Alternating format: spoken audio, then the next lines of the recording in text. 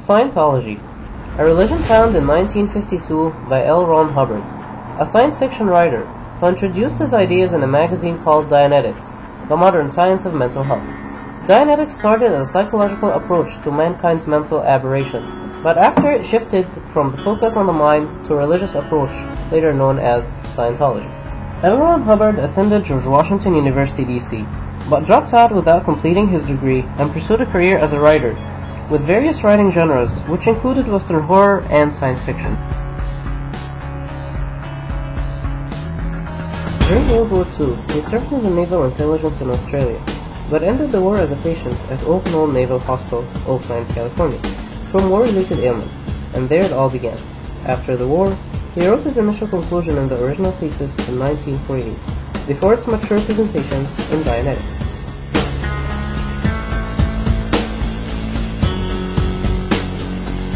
He believed that the human body, when fully functioning, makes survival-oriented judgments and decisions.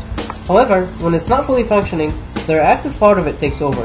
It stores engrams, which contain negative emotional content and unrelated elements of the experience.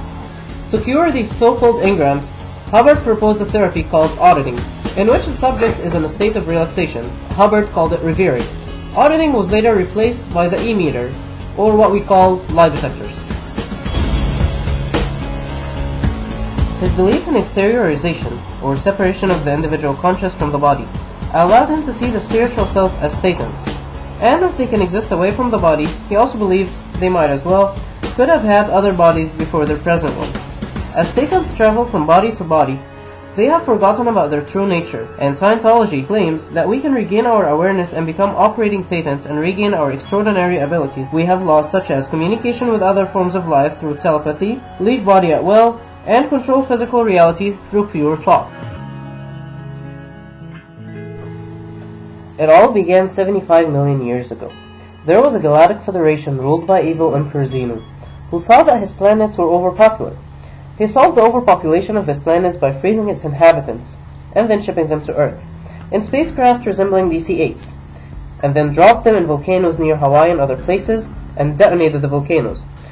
To prevent the suddenly disembodied thetans from returning to their planets, he captured them with an electronic device, restrained them, and implanted them with movies. The themes of these movies acted as sort of racial post-hypnotic suggestions and ultimately manifested themselves in form of 20th century British culture.